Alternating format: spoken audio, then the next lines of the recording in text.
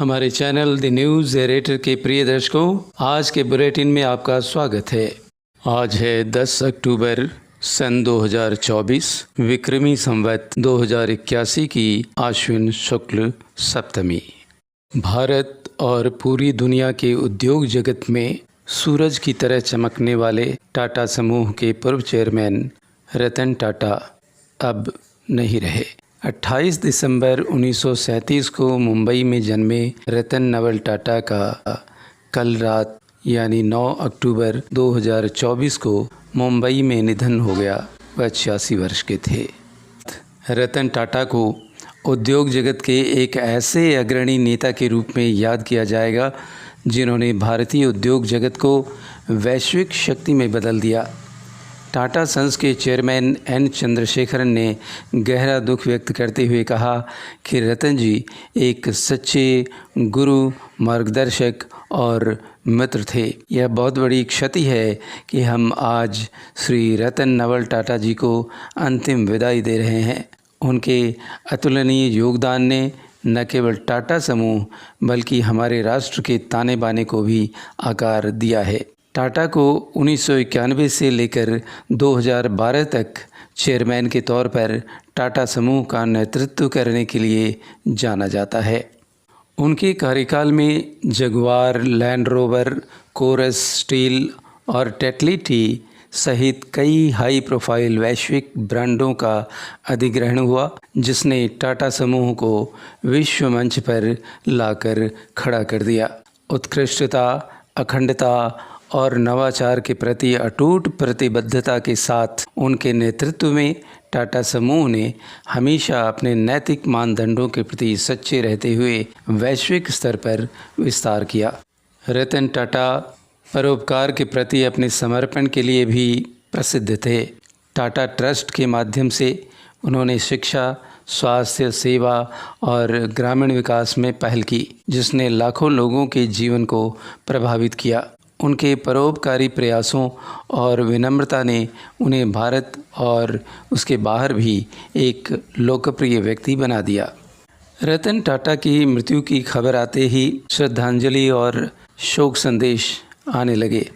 X पर एक tweet में प्रधानमंत्री नरेंद्र मोदी ने रतन टाटा को एक दूरदर्शी व्यवसायी नेता, एक दयालु आत्मा और एक असाधारण इंसान कहा। महाराष्ट्र के एकनाथ शिंदे ने कहा, ये भारत का कोहिनूर हरपला, भारत का कोहिनूर रहा नहीं, हमसे बिछड़ गया है, ऐसा मैं कहूँगा। और रतन टाटा जी हमारे में नहीं रहे, ये बहुत ही वेदनादायी दुखद घटना है हमारे लिए, पूरे देश के लिए। पूरे देश का एक अभिमान था, हमारे महाराष्ट्र का भी अभिमान था। एक इतने बड़े ओहदे पर पहुंचने के बाद इतना सीधा साधा रहना, ज़मीन से जुड़ा रहना, ये बहुत कठिन काम वो करते थे। उनका आदर्श लेकर आगे बढ़ना, उनके आदर्शों पे चलना, यही उनके लिए सच्ची श्रद्धांजलि साबित हो सकती है।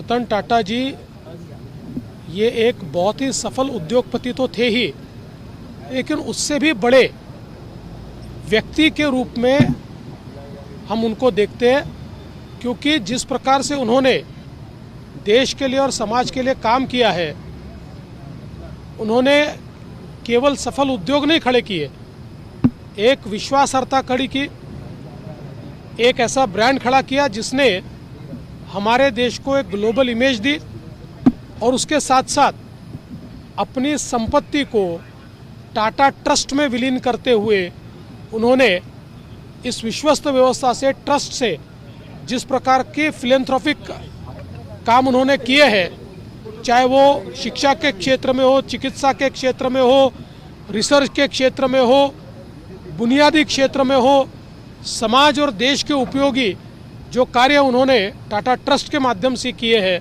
मैं ऐसा मानता हूँ कि जितने महत्वपूर्ण उनके उद्योग है उतने महत्वपूर्ण ये कार्य भी है। इसीलिए एक बहुत बड़े मन का व्यक्ति आज हमारे बीच से चला गया है, देश के लिए ये बहुत बड़ा नुकसान है। 86 साल की उम्र में और बिना किसी संतान के उनके दिवंगत होने के कारण उनके उत्तराधिकार की अस्पष्टता ने काफ़ी अटकलों को जन्म दिया है। 3,800 करोड़ रुपए के विशाल टाटा समूह के कारोबारी साम्राज्य के प्रबंधन में उनकी जगह कौन लेगा?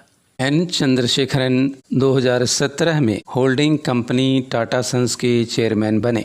परिवार के अन्य सदस्य भी कारोबार के विभिन्न प्रभागों का नेतृत्व कर रहे हैं और भविष्य में उनसे नेतृत्व की भूमिका निभाने की उम्मीद भी की जा सकती है। नोएल टाटा के 3 बच्चे हैं जो टाटा विरासत के संभावित उत्तराधिकारी हो सकते हैं। 34 वर्षीय माया टाटा समूह में उल्लेखनीय प्रगति कर रही हैं और बार्विक विश्वविद्यालय से शिक्षा प्राप्त करने के बाद उन्होंने टाटा अपॉर्चुनिटीज़ फंड और टाटा डिजिटल में महत्वपूर्ण भूमिकाएं निभाई हैं।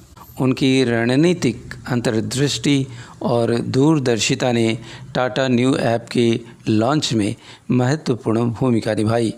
32 वर्षीय नेविल टाटा पारिवारिक व्यवसाय में सक्रिय रूप से शामिल हैं।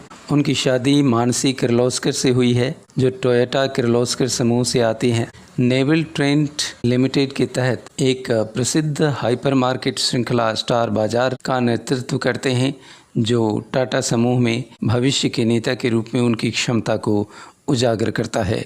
39 वर्षीय सबसे बड़ी ली टाटा समूह के आतिथ्य क्षेत्र में अपनी विशेषज्ञता का उपयोग करती हैं। स्पेन में IE बिजनेस स्कूल से स्नातक उन्होंने ताज होटल रिसॉर्ट्स और पैलेस में महत्वपूर्ण योगदान दिया है। वर्तमान में वह भारतीय होटल कंपनी में परिचालन की देखरेख करती हैं जो आतिथ्य उद्योग में समूह की उपस्थिति का विस्तार करने के लिए काम कर रही हैं। भावभीनी श्रद्धांजलि अर्पित करते हुए द न्यूज़ एरेटर की टीम ईश्वर से प्रार्थना करती है कि रतन टाटा जी की आत्मा को सद्गति प्राप्त हो। आज के लिए बस इतना ही। थोड़ी प्रतीक्षा कीजिए द न्यूज़ एरेटर के अगले बुलेटिन तक। हम फिर उपस्थित होंगे चुने हुए खास समाचारों के साथ। आपसे अनुरोध है कि हमारे चैनल को सब्सक्राइब अवश्य कीजिए और बुलेटिन को लाइक भी। तब तक के लिए लेते हैं आपसे विदा। जय हिंद, जय भारत।